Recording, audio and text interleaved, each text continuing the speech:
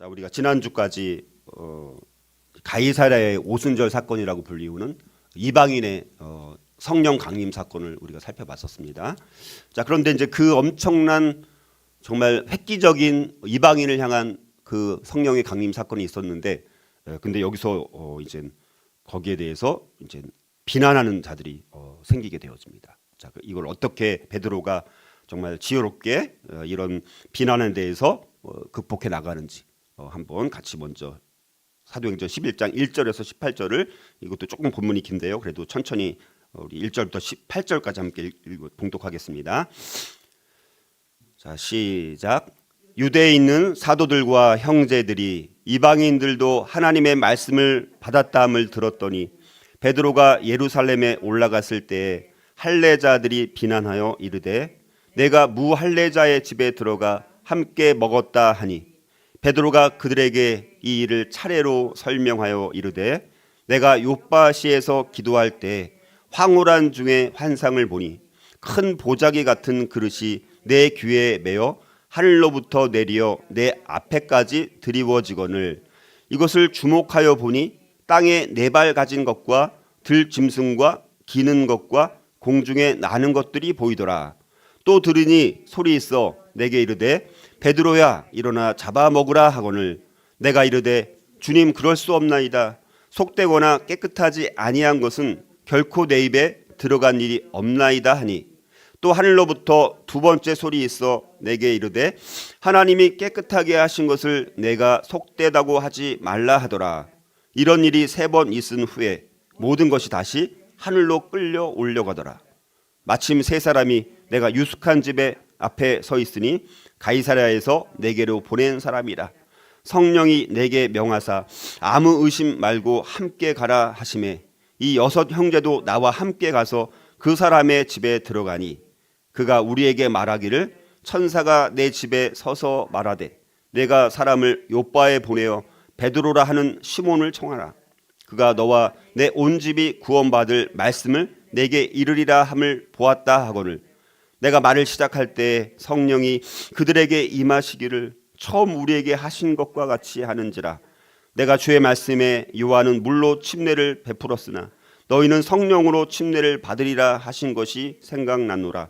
그런즉 하나님이 우리가 주 예수 그리스도를 믿을 때 주신 것과 같은 선물을 그들에게도 주셨으니 내가 누구에게 하나님을 능히 맡겠느냐 하더라.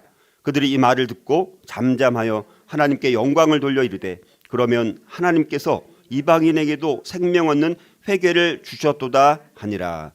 아멘. 네, 이제 오늘 이제 우리 초대교회 이야기 42번째 우리 사건을 함께 묵상하도록 살펴보도록 하겠습니다. 자, 비난에 대한 베드로가 어떻게 반응을 보이는지.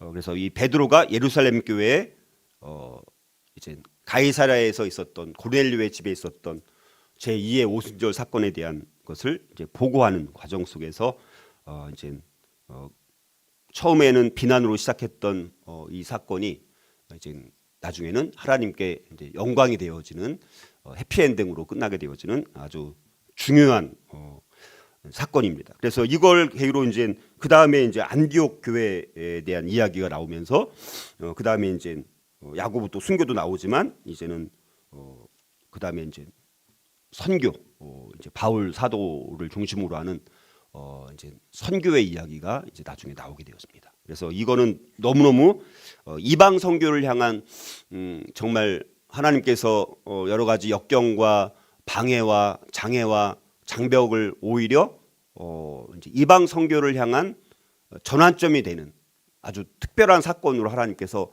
이렇게 변화시켜 주시는 놀라운 사건인 것을 우리가 살펴볼 수가 있습니다. 자, 그래서 오늘 우리 1절에서 18절을 중심으로 복음과 선교의 장벽과 오해를 우리가 어떻게 극복해야 되는지 이 말씀들을 함께 우리가 묵상해 보고자 하는데요. 자, 그래서 사실 교회 성도들 때문에 오히려 교회 성도들 때문에 교회에 나가지 않는 일들이 종종 발생합니다. 그렇죠? 오히려 제대로 신앙 그리스도인으로서 본을 못 보이는 사람들 때문에 아니면 말씀대로 오히려 너무 이제 철저하게 살아가는 이런 모습들 때문에 장애가 되는 경우가 있습니다.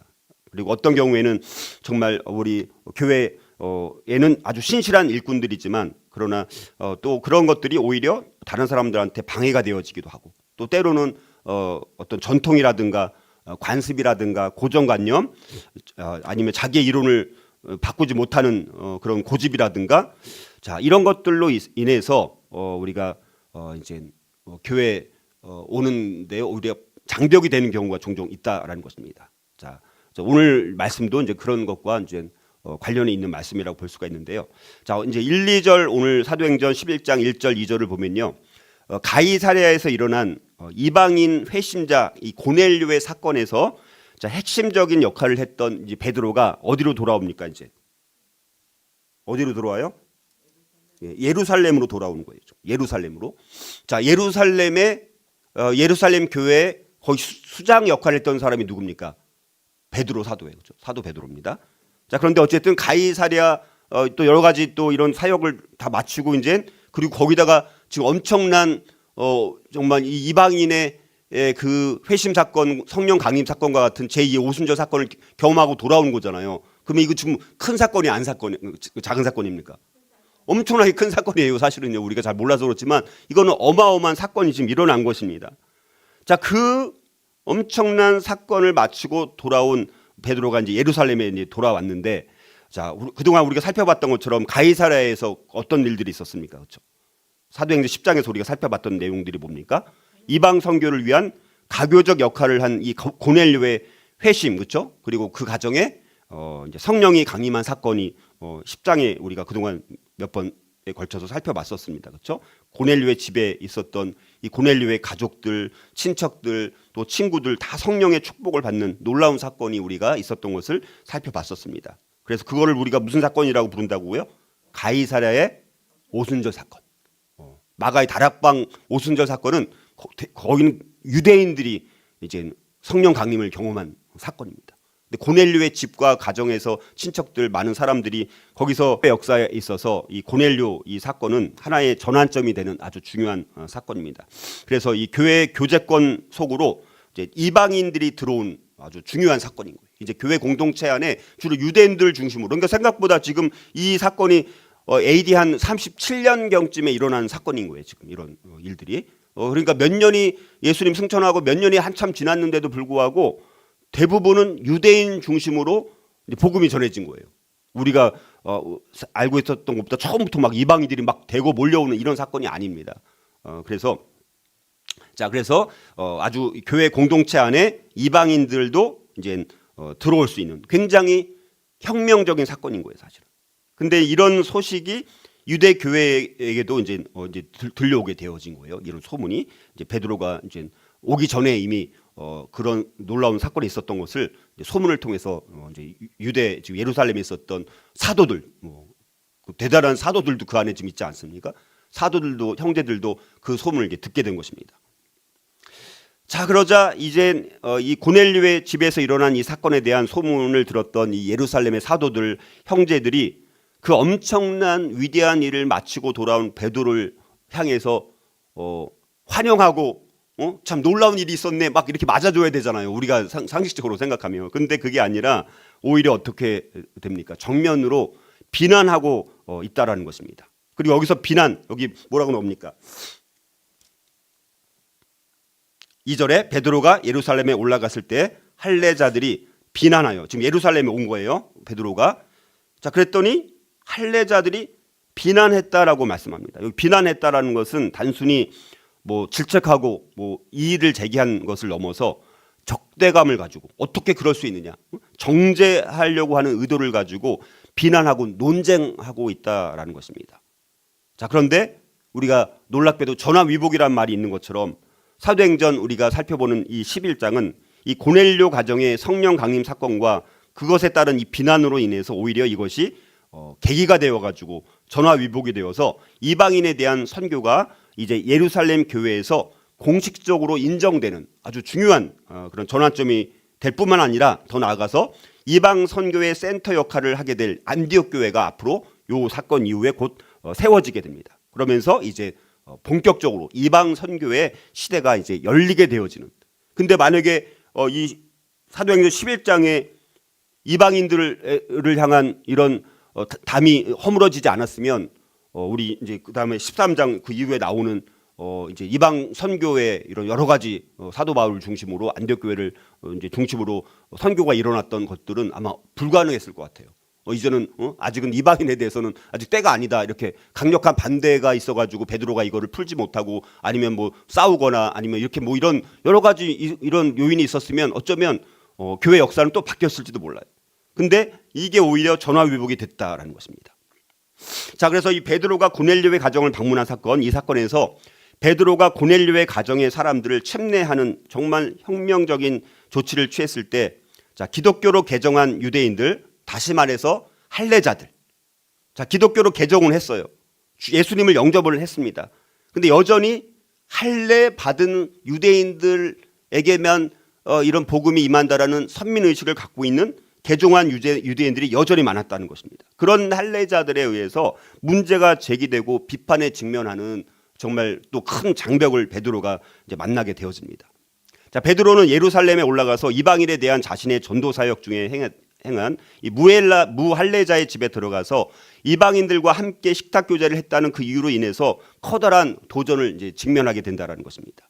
자, 이방인들을 할례 없이 교회의 구성원으로 받아들이는 것은 당시 예루살렘 교회 이런 사도들과 또 여러 형제들 여전히 이제 논란이 되는 그런 분분한 문제였다라는 것입니다. 자, 할례자들이 이 베드로를 비난한 이유는 3절에 나와 있습니다. 자, 왜 우리 할례자들의 전통과 관습을 깨고 무할례자들의 집에 가서 함께 먹었느냐?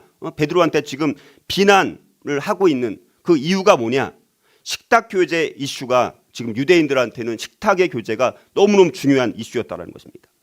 근데 아직까지는 뭐 그럴 자연스러운 일이었어요. 아직까지. 왜냐하면 이 지금 베드로도 깨지 못했었잖아요. 이방인 고넬료 그런 여러 가지 것에 대해서 여전히 지금 예루살렘에 남아있던 유대인들도 식탁의 교제 이슈 그 벽에서 여전히 넘어가고 있지 못하다라는 것입니다. 자, 다른 그리스도인들은 베드로가 온전한 신자로서 이방인들을 수용하기 전에 가졌던 영적인 발견의 순례를 여전히 예루살렘에 있었던 사도들 형제들은 여전히 경험하지 못한 거예요. 아직 그것을 거기까지는 깨닫지 못한 것입니다. 자, 그러나 한편 때로 비판은 교회를 순종과 사역의 새로운 단계로 이끄는 창조적인 역할을 하기도 한다는 거죠. 그런 비판을 통해서 오히려 그 비판을 극복했더니 그런 장벽들이 없어질 뿐만 아니라 이방인 선교를 향한 새로운 길이 열려지는 엄청난 그런 일들이 일어나게 되어지는 것입니다. 자, 그래서 어찌됐든 자, 베드로는 예루살렘에 왔더니 그 비난에 직면했을 때 답답했을 것이죠. 그렇죠? 며칠 전 자기가 어리석게도 하나님께 내어놓고 큰 소리 쳤던 똑같은 일을 지금 동료 증인들이 자기에게 지금 퍼붓고 있는 것을 통해서 베드로는 참 답답했던 것입니다. 사실 개종한 유대인들은 베드로가 이전에 이방인에 대해서 배타적인 태도를 취했던 것처럼 그렇죠? 예수 그리스도를 영접했지만 전통적인 구습에 여전히 젖어 있어가지고 민족적이고 종교적 특권 의식에 여전히 사로잡혀 있었다는 것입니다. 자, 그래서 이 할례자들은 이방인 고넬료의 회심과 성령의 이 강림을 아직은 인정할 수 없었던 것입니다. 그리고 이방인의 집에서 교제한 베드로를 아직은 이해하지 못하고 있다는 것입니다. 그러니까 생각보다 시간이 몇 년이 지났는데도 이방인에 대한 장벽, 유대인과 이방인의 장벽은 정말 허물 수 없는 그런 담처럼 사실 느낄 만큼 아주 심각한 문제였다는 것입니다. 자, 그러나 이 고넬료가 복음을 받아들이고 성령 침례를 받은 사건은 할례받지 않은 이방인이 유대인의 회중에 가입하지 않고도 믿음으로 구원받을 수 있음을 보여준 정말 교회 역사에서 길이 남을 만한 기념비적인 사건이라고 할 수 있다는 것입니다. 자, 그런데 이렇게 은혜로운 사건이 일부 유대인 출신 성도들로부터 비난의 표적이 되고 있다는 것입니다. 너무너무 환영해야 되고, 야, 엄청난 이방인과 유대인의 담이 헐어졌네, 이걸 엄청나게 환영해야 되는데 오히려 비난의 표적이 되고 있다는 사실입니다. 다시 말해서 아직까지 오직 믿음으로만 구원 얻는다라는 복음의 진리를 확실히 이들이 깨닫지 못했기 때문에 베드로가 거룩한 백성으로서는 상상할 수 없는 이방인과 교제를 했다라는 비난을 가지고 이제 이 베드로를 공격하고 있다라는 것입니다. 자, 그러나 이 사람들도 곧 비난을 거둬들이고 예루살렘 교회는 하나님께서 이방인에게도 생명 얻는 회개를 주셨다라고 결론은 확정하게 되었습니다. 자, 어떻게 그렇게 될 수가 있었을까? 자, 이제 베드로가 바로 이 예루살렘 교회 그 사도들과 그 형제들의 오해를 풀어준 엄청난 베드로의 큰 그릇, 그의 어떤 행동, 아주 지혜로운 어떤 행동을 통해서 우리도 마찬가지로 오해로 말미암아서 여러 가지 문제가 발생할 수 있는 일이 우리 주변에도 너무나 많다는 것입니다. 자, 그런 오해와 여러 가지 이런 장벽들이 생겼을 때 우리가 그것을 어떻게 풀어 나가서 그 장벽과 그런 오해가 거꾸로 바뀌어가지고 더 좋은 일로 바뀔 수 있을 것인가, 그걸 우리가 오늘 교훈을 얻을 수 있어야 된다는 것입니다. 자, 그래서 우리가 또 어떨 때는 너무너무 큰 엄청난 하나님의 일을 행했음에도 불구하고 오히려 어려움과 비난을 또 오해를 받을 수 있다는 사실들을 우리가 일단 염두에 둘 필요가 있다는 것이죠. 자, 그래서 그렇다면 이런 복음과 선교의 장벽과 오해를 어떻게 극복할 수 있을 것인가, 오늘 세 가지를 묵상하면서 오늘 우리의 삶의 자리에서도 또 교회 공동체 아니면 우리가 다른 이웃들과의 관계 속에서 복음과 선교에 우리가 임했을 때 아니면 엄청난 놀라운 일을 했는데도 불구하고 장벽을 경험하게 되어 변론을 해야 되는데 우리는 그냥 한 번 하고 끝나거나 아니면 나 귀찮아, 이제 싸우기 싫어, 나 논쟁하기 싫어, 그래서 회피할 수가 있는데 그러지 말라는 것입니다. 베드로가 이제 반응을 보였던 것처럼 오히려 그런 비난과 오해를 변론하면서 노력을 기울이고 힘을 기울이고 시간을 들여야 된다, 이것을 이제 말씀하는 것입니다. 자, 교회를 둘러싸고 사건의 놀라운 전환, 일촉즉발의 이슈, 혼란스러운 지금 사람들, 자, 여기에는 많은 오해를 불러일으키는 모든 요소들이 오늘 여기 이제 나오고 있는 것을 보게 됩니다. 교회에 지금 아주 큰 균열이 생길 수 있는 상황입니다. 베드로파와 다른 사람들과 갈라설 수 있는 지금 아주 중요한 예루살렘 교회가 갈라설 수도 있는 상황입니다. 왜냐하면 이거를 안 받아들이고 너 그래? 근데 우리는 여전히 이제 유대인들에게만 우리 복음이 임하는 거야. 이방인들에게는 성령 강림이 있을 수 없어. 어떻게 우리 유대인들에게 있었던 그 마가 다락방의 오순절 성령 강림 사건이 어떻게 가이사랴 그 이방인 고넬료 이방인의 그 로마 군인 그 가족 집에 어떻게 일어날 수가 있어? 우리는 그걸 못 받아들여. 이렇게 갈라설 수도 있는 상황인 거예요, 사실은요. 그렇죠? 그러니까 예루살렘 교회가 정말 갈라설 수 있는 아주 중요한 그런 위기에 지금 봉착했다라는 것입니다. 그때 베드로가 어떻게 했는지 이걸 우리가 주목하는 것이 필요합니다. 자, 우리 그리스도인들도 우리가 세상을 살아가면서 아니면 교회 공동체 신앙생활하면서 사람과 사람 사이에 언제든지 오해가 생길 수 있다는 것입니다. 문제는 이때 이 오해를 얼마나 잘 해소시켜 나가는가, 이게 굉장히 중요한 것이고, 그래서 교회가 베드로를 비판했을 때 이 베드로는 교회를 공동체를 거부하지 않았고요. 아니면 그래 너네들 그래 나 혼자 그냥 할래, 나만 깨달은 거니까 나 혼자 할래라고 하면서 홀로 자기가 뛰쳐나가지 않았다라는 사실입니다. 그 대신에 오히려 베드로는요, 그들의 오해를 풀고 그들의 또 인정을 받기 위해서 할 수 있는 그의 모든 노력을 다 기울이고 있다라는 것입니다. 이런 노력, 이런 힘과 또 시간을 들임으로 인해서 이 할례자들의 비난과 오해를 말끔히 해소시켜 주면서 결국에는 오히려 이방 선교의 문이 열리는 엄청난 결과를 낳게 만드는 정말 중요한 기여를 한 사람이 지금 사도 베드로였다라는 것을 우리가 알 수가 있습니다. 자, 그래서 우리가 어떻게 그러면 이 베드로가 노력과 힘과 시간을 들여서 이 오해를 풀었는지를 한번 살펴보면, 자, 베드로는 무할례자는 이방인을 말하는 거예요. 쉽게 말하면 무할례자 이방인과의 교제에 대한 할례자들의 이 비난을 오히려 기회로 욥바 무두장이 그 시몬의 집에서 기도하다가 봤던 그 환상으로부터 시작해서 차례로 하나하나씩 고넬료 사건의 전말을 아주 상세하게 설명하기 시작합니다. 4절부터 그 내용이 나오는 거예요. 그렇죠? 그래서 베드로는 예수님의 정말 수제자였습니다. 그렇죠? 예루살렘 교회의 거의 수장이었습니다. 자, 그런데 이 베드로는요, 몇몇 유대인 출신 이 성도들이 베드로가 무할례자의 집에 들어가 먹었다는 이유로 자기를 힐난하고 비난하고 나섰을 때 자기의 권위만을 내세우면서 사건의 전말을 내세우지 않고 사건의 전말을 자세히 설명해 줌으로 인해서 유대인 성도들의 오해를 불식시키고 있다는 것입니다. 자, 이런 경우 세상에서는요, 자신의 권위나 자존심, 자, 인격, 그런 게 침해받았기 때문에 내가 그런 경험을 했는데 너네들이 내가 지금 예루살렘 교회 내가 수장인데 너네들 이렇게 나오는 거 이거 제대로 맞아? 불쾌하게 생각할 수 있다는 거예요. 오히려 역정을 낼 수 있다는 것입니다. 자, 근데 그런 반응은 역정을 내거나 불쾌하게 생각하는 경우는 오히려 감정 대립을 불러일으키고 나중에는 갈등과 분쟁을 오히려 더 크게 만들 수 있다는 것입니다. 자, 그런 면에서 우리가 베드로를 본받는 것이 너무나 필요합니다. 자, 교회의 수장이었음에도 불구하고 자기를 힐난한 사람들에게 자신에게 일어난 일들을 오히려 겸손하게 아주 다정한 말로 상세히 또 하나씩 설명을 해 나가고 있다는 것입니다. 자, 이렇게 상세한 설명을 하려면 금방 되는 게 아닙니다. 먼저 우리도 역정이 일어나고 불쾌감이 일어나서 너희들 내가 누군데 내가 말한 것도 안 믿고 이런 반응을 보여도 어떻게 너네들 나를 비난할 수 있느냐 이렇게 말하는 것이 이렇게 말하지 않았다라는 것입니다. 시간이 필요합니다. 자, 그래서 베드로가 이렇게 말했을 수도 있어요. 자, 나는 나에게 무슨 일이 벌어졌는지 알고 있고 나는 하나님이 나에게 말씀하신 것을 나는 너무 잘 알고 있어. 당신들에게 내 입장을 변명할 필요 없어. 하나님이 하신 거니까 너희들한테 내가 뭐 못하라 이걸 상세히 설명을 해야 되느냐 그렇게 말할 수도 있었지만 그러나 베드로는 평화를 유지하고 그들의 이해를 높이기 위해서 오히려 열심히 수고하고 있다는 것입니다. 자, 그래서 우리가 때때로 훌륭한 대화와 평화 유지는 시간이 많이 드는 거예요. 그렇죠? 평화 유지가 필요할 때 어렵고 불편하더라도 다른 사람과 본질적인 대화를 서두르거나 건너뛰지 말아야 된다는 것입니다. 자, 이렇게 할 때 우리가 이웃과의 오해를 우리가 해소할 수 있고 우리가 평화를 누릴 수 있다는 사실입니다.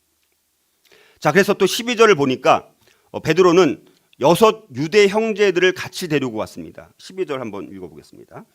12절 보니까 제가 읽어드릴게요. 성령이 내게 명하사 아무 의심 말고 함께 가라 하시매 이 6 형제도 나와 함께 가서 그 사람의 집에 들어갔다 이렇게 말씀합니다. 자, 12절을 보니까 베드로가 6명의 유대 형제들을 같이 데리고 갔다라고 말씀합니다. 그러니까 이 베드로가 그 가이사랴 고넬료의 집에 갔을 때 그리고 고넬료의 집에서 두세 사람을 이제 보내가지고 베드로를 가이사랴에 있는 고넬료 집에 오라고 했잖아요. 그 사람들과도 같이 갔지만 근데 베드로 혼자 간 것이 아니라 그 이 무두장이 시몬의 집에는 베드로만 있었던 것이 아닙니다. 다른 유대인들도 6명이 더 있었던 거예요. 물론 더 많을 수도 있었겠지만 어찌됐든 같이 있었던 그 유대 형제들 6명을 함께 데리고 갔다라는 거예요. 고넬료의 집에. 그거는 앞에는 없었지만 여기서 우리가 다시 확인할 수가 있는 거예요. 그리고 그 6 유대 형제들을 다시 이제 고넬료의 집에서 사역을 마치고 예루살렘으로 돌아왔을 때 그 6명을 또 데리고 온 거예요. 그래서 원래 이제 7명, 그럼 베드로까지 몇 명이에요? 7명이 되는 거죠. 7명이 되는 거죠. 그래서 7이라는 숫자는 어떤 사람이 말한 것에 대한 진정성을 입증해 줄 때 7명이면 훨씬 더 이제 확실하게 이제 그걸 증명해 주는 거예요. 한두 명보다는. 그래서 이제 그런 의미로도 이제 여기 6 유대 형제들을 같이 데리고 갔다가 같이 이제 왔다라는 사실을 이제 우리가 볼 수가 있습니다.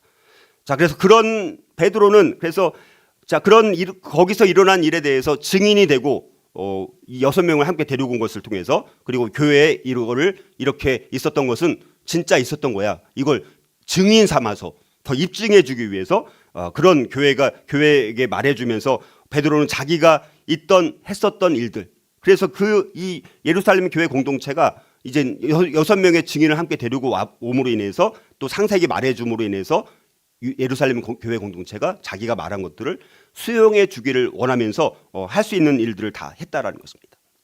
그래서 그들이 교회가 취하고 있는 이 새로운 방향으로 연합하기를 베드로는 바랬다는 것입니다. 그래서 베드로의 행위는 우리가 움직이고 있는 방향에 대해서 지체들의 승인을 얻는 고통을 취하는 것이 얼마나 중요한지를 보여주고 있다는 것입니다. 그런데 우리는 얼마나 자주 이런 어려운 과정을 우리는 부딪히려고 해요? 회피하려고 합니까? 회피하려고 해요. 자, 우리 시대에 또 개인주의로 인해서 사람들은 오늘날 공동체 사역이 덜 강조되고 있는 것을 보게 되었습니다.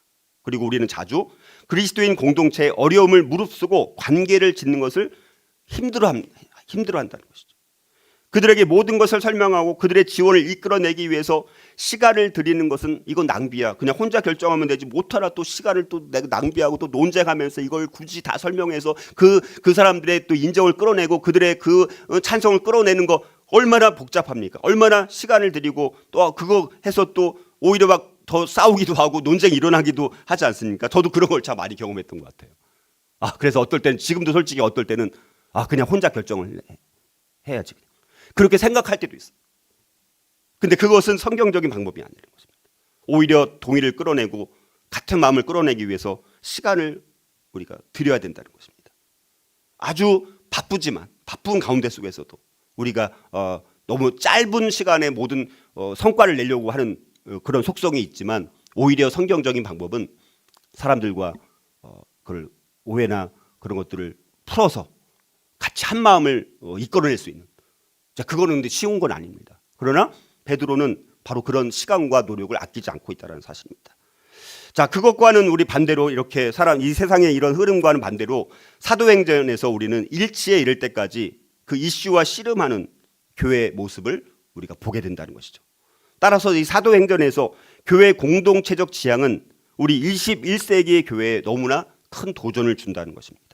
우리가 살고 있는 이 사회의 개인주의가 우리의 사고에 너무 많은 영향을 주어서 우리는 사도행전에서 보여주는 이 공동체적 하나됨의 원리를 너무 쉽게 버리고 있다는 것입니다. 사역의 또 개인주의적인 방식으로부터 더 빠른 긍정적인 결과를 얻을 가능성이 물론 그런 방식으로 할 때는 있기는 합니다. 그러나 그런 성공이 우리가 빨리 뭔가 성과를 내려고 하는 성공이 다른 사람들과 논의하지 않고 그냥 독단적으로 빨리 결정해서 이를 추진하는 그런 것이 어떨 때는 성공인 것처럼 보이지만 그런 하나님 보실 때 성공이라고는 절대 말할 수 없다라는 사실입니다. 사역을 행하는 하나님의 방식은 우리가 속하고 있는 나머지 지체들과 관계를 맺으면서 하기를 원하시는 방식이라는 것입니다.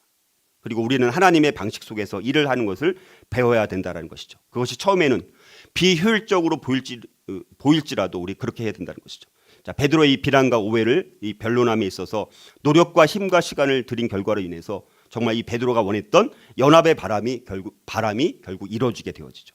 교회 멤버들이 이 말을 듣고 18절에 보니까 이 말을 듣고 잠잠하여 하나님께 영광을 돌렸다 이렇게 말씀합니다. 비난과 오해가 있었을 때 그걸 설명하면서 베드로가 시간을 투자하고 노력을 투자하고 힘을 들이고 또 6명의 증인까지 거기 고넬료의 집에 갔을 때도 그랬고 예루살렘에 올 때도 6명을 데리고 와서 이런 모든 것들을 할 수 있는, 그러니까 베드로가 할 수 있는 것은 제가 봤을 때 다 한 거예요. 이런 상황에서 우리가 이렇게 하는 것이 사실은 쉬운 것은 아닙니다. 그러나 베드로가 이런 것을 했을 때 결과적으로 그 모든 거기 함께 있었던 예루살렘 사도 교회 모든 지도자들도 그 말을 듣고 이제 자기들도 할 말이 있어 없어요? 할 말이 없는 거예요. 다 잠잠하면서 오히려 어떻게 됩니까? 베드로를 비난하기는커녕 하나님께 영광을 돌리고 있다라는 사실입니다. 두 번째로 이 복음과 선교의 장벽과 오해를 우리는 어떻게 극복할 수 있을까요? 두 번째는요, 성령의 가르침을 문제 해결의 기준으로 확신 있게 제시할 수 있어야 돼요. 그냥 자기 감정대로 얘기하는 것이 아닙니다. 분명히 이건 하나님께서 하셨다라는 것을 설명할 수 있어야 돼요. 그리고 그것도 확신 있게. 오늘 말씀을 보면 언뜻 보면 우리 앞장의 사도행전 10장에서 나온 내용을 또 지루하게 또 이렇게 말을 해. 성경 글씨도 많은데 또 똑같은 내용 앞에 알고 있는데 10장에 있는 내용을 알고 있는데 11장에서 베드로가 또 똑같이 그냥 또 말을 하네. 지루하다라고 생각할 수도 있습니다. 그러나 이런 사건 앞에서 있었던 10장에 있었던 사건을 다시 말하는 베드로는요, 분명한 의도가 있었습니다. 베드로가 다시 이런 이야기를 차례로 설명하는 것은 오직 한 가지 사실, 그게 뭡니까? 하나님이 하신 일이라는 거예요. 이거는 내가 그냥 지어낸 것도 아니고 지금 여기 6명 있지 않냐? 이거는 누가 했다라는 거예요? 하나님이 하신 일이라. 이거를 드러내고 싶었어요, 베드로. 그래서 베드로는 말끝마다 하나님이 하신 일이다, 성령님께서 하신 일이다 이렇게 말씀합니다. 12절 내용 자체가 나한테 짐승을 잡아먹으라 했는데 나는 먹을 수가 없다고 했어. 그랬더니 하나님께서 깨끗하게 하신 것을 너가 속되다고 말하지 말라 이렇게 말했다라는 거예요. 고넬료의 집에서 또 사람이 왔을 때도 성령이 가라 하더라.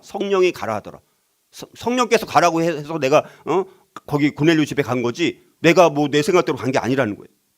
그런데 13절 내용을 보니까 그런데 내가 가서 들어보니까 고넬료한테도 천사가 나타나가지고 나 베드로를 청하라고 했다라고 그렇게 내가 들었다라는 거예요.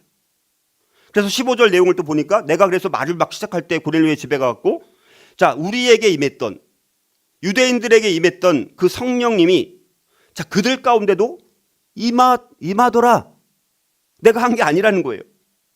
베드로는 성령이 처음 우리에게 하셨던 것처럼, 유대인들에게 성령 강림이 오순절 사건 마가 다락방에서 있었던 것처럼 똑같은 현상이 그 고넬료의 집에 있는 그 이방인들에게도 똑같이 임했다.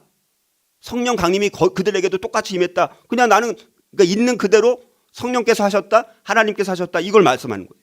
그랬더니 16절 내용이 그때 성령께서 침례를 받으리라 하던 주님의 말씀이 생각나더라. 내가 그냥 내가 만들어낸 게 아니라 그렇게 생각났다라는 거예요. 그래서 이 16절에서 베드로는 성령으로의 침례에 관한 예수님의 약속을 상기시켜주면서 이 약속이 오순절에 유대인들 가운데 성취되었던 것처럼 이제는 뭡니까? 누구한테? 이방인들 가운데도 성취되었다라는 거예요. 자, 그래서 이게 무슨 사건? 이방인의 오순절이라고 우리가 부르는 거예요. 그래서. 그리고 17절 내용이 뭡니까? 하나님이 우리가 주 예수를 믿을 때 주신 것과 같은 선물을 저희 이방인들 고넬료의 집 모든 사람들에게도 주시더라.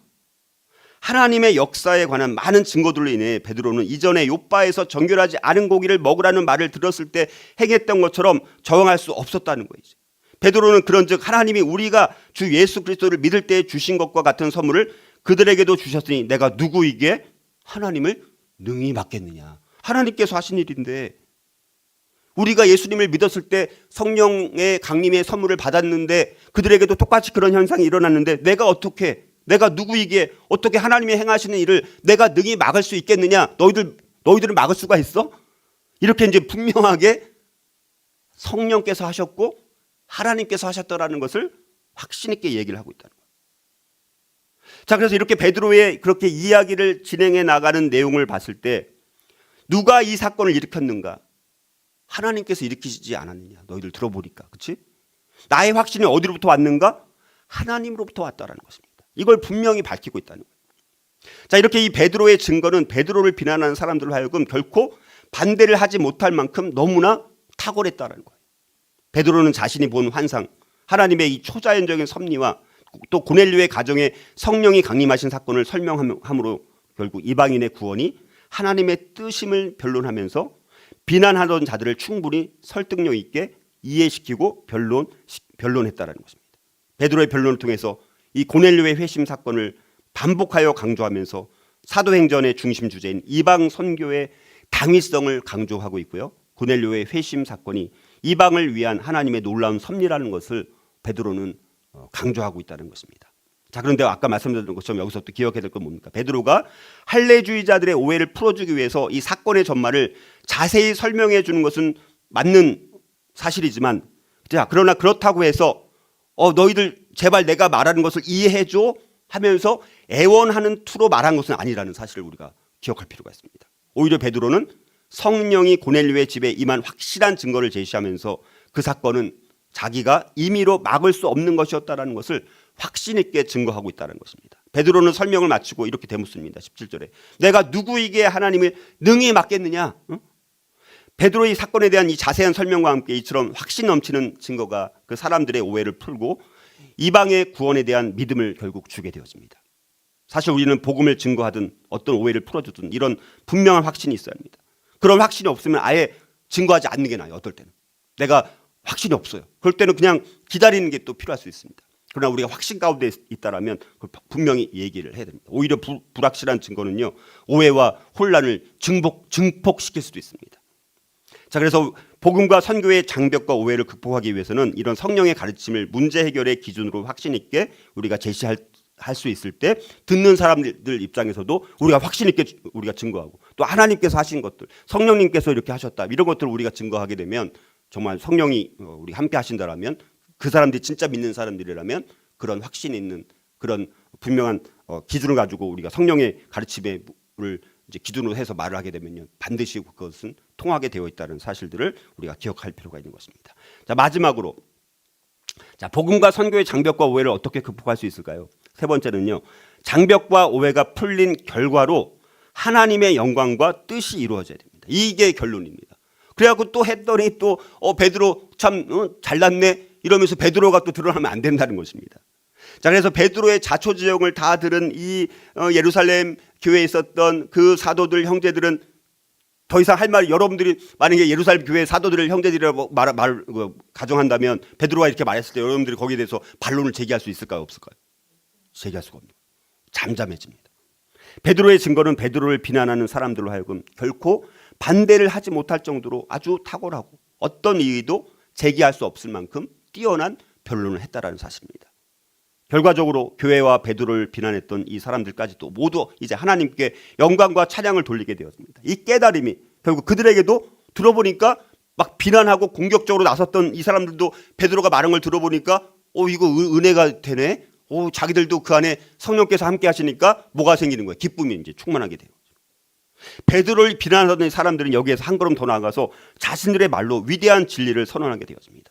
그러면서 18절에 하나님께서 이방인에게도 생명 얻는 회개를 주셨도다. 이거는 이 사람들이 듣고 깨달은 것을 고백하는 엄청난 선언입니다. 그러면 하나님께서 이방인에게도 생명 얻는 회개를 주셨네. 이렇게 말하고 있다는 것입니다. 자, 이에 예루살렘 교회의 사도들과 지도자들이 이제 베드로의 행동을 모두 인정하고 이제 뭡니까? 이방인에 대한 선교를 하나님의 뜻으로 인정하게 되어진 거예요. 와, 엄청난 사건이죠. 이방인 선교는 이제 더 이상 교회 안에서 문제가 될 수 없도록 하는 대원칙이 거기 있는 들은 사람들, 베드로의 말에 의해서가 아니라 거기 함께 들었던 사람들에 의해서 선언되고 있다는 것입니다.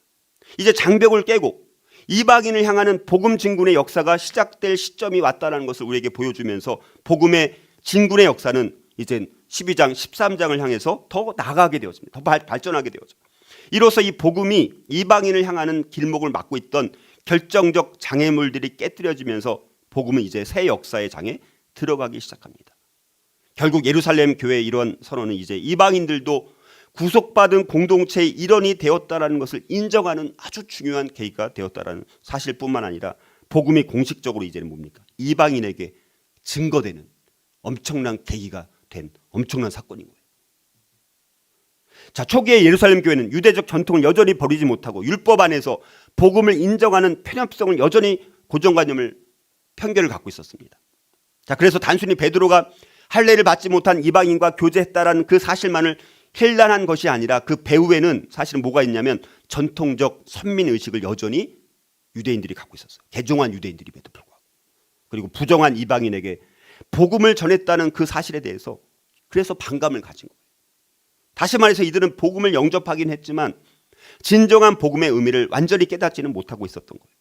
그러나 이제 이 베드로가 고백한 이 초자연적인 하나님의 역사를 듣고 이방인을 향한 복음의 섭리를 드디어 이제 깨닫게 되어지고 인정하게 되는 엄청난 역사가 일어나게 되었다는 사실입니다. 자, 이렇게 이제 이방인도 하나님의 백성이 될 수 있다는 사실을 확인한 예루살렘 이 교회 성도들의 반응은 이젠 다음에 나타나는 이방 선교의 전초기지가 되는 안디옥 교회의 설립, 이것이 이제 이어지게 되어지고 사도행전의 핵심이 뭡니까? 세계 선교의 방향이 점점 이방인을 향해서 땅끝까지 복음이 전해져야 된다는 사도행전 1장 8절의 중요한 메시지가 이제 본격적으로 이제 이방인을 향한 선교가 이제 이루어지게 된다라는 그 사실입니다. 결과적으로 이 복음과 선교의 장벽과 오해가 풀린 결과로 인해서 하나님의 영광과 뜻이 인정되고 이루어지고 있다라는 사실입니다. 자, 이제 결론을 맺습니다. 자, 베드로가 예루살렘 성도들에게 이제 제자들과 이제 형제들에게 오해를 받고도 오히려 이방인 구원에 대한 확신을 심어주었다라는 것은 우리에게도 연합과 하나됨에 얼마나 중요한지를 우리에게 다시 한번 일깨워주고 있다는 것입니다. 아무리 우리가 심한 오해와 듣지 못할 정도의 모욕적인 말을 들었을지라도 우리는 쉽게 감정과 또 분노에 휩싸여서는 절대 안 된다는 사실입니다. 그런데 우리는 심한 말을 들으면 어떻게 됩니까? 감정이 상합니다. 그래서 우리가 상한 마음으로 반응하면 싸우게 되죠. 우리가 그만큼 영적인 성숙의 그릇이 되어야 되는 것입니다. 자, 우리가 연합하고 하나 되기 위해서는 금방 쉽게 되는 것은 아닙니다. 노력이 필요하고 힘을 들여야 되고 시간이 필요할 수도 있다는 거예요. 성심성의껏 귀찮지만 자세하게 때로는 설명해 줄 필요도 있는 거예요. 또 자기가 경험한 것을 정확하고 또 확신 있게 설명해 줄 필요도 있다는 것입니다. 자, 그러나 결과적으로 그것이 또 자기 자랑이 되어지고 자기를 드러내면 안 되고 그 장벽과 오해가 풀렸을 때 하나님의 영광과 뜻이 인정되고 이루어지는 결과로까지 갈 수 있도록 나를 또 겸손히 낮추는 것도 필요하다라는 것입니다. 그리고 평소에 다른 사람들이 나를 신뢰할 수 있을 만큼 우리가 말과 행동에 있어서 주의를 기울이고 믿을 만한 사람이 또 되는 것도 필요합니다. 그리고 우리가 예수님의 그 복음은 영원히 철저하게 지켜져야 되고 보존되어야 되지만, 그러나 교회의 잘못된 전통이나 잘못된 형식들이 여전히 있을 수가 있습니다. 이런 것들은 우리 종교개혁가들이 말했던 게 뭡니까? 개혁된 교회는 종교개혁으로 끝나는 것이 아니라 더 항상 개혁되어야 한다라는 말이 있는 것처럼, 우리도 여전히 우리가 성경적인 것이 아니다라는 것이 공동체 안에서 깨닫게 되어지거나 발견되면 우리는 끊임없이 우리 자기를 돌아보고 또 개혁을 계속해서 시도할 때 그 교회는 더 하나님 앞에 건강하게 쓰임받는다는 사실들을 기억하면서 오늘 이 말씀, 이 세 가지 아주 중요한 이 대원칙들을 우리가 기억하면서 우리 교회 공동체도 우리 안에 어떤 장벽이나 이런 혹은 그 오해가 있을 때마다 이 세 가지 원리를 가지고 극복을 함으로 인해서 우리 교회 공동체 모든 지체들이 오히려 하나님께 영광을 돌리고 또 그것을 통해서 오히려 사역의 지평이 더 넓어질 수 있는 그런 축복의 2026년도 우리 남은 우리 시간들이 될 수 있기를 주님의 이름으로 축복합니다.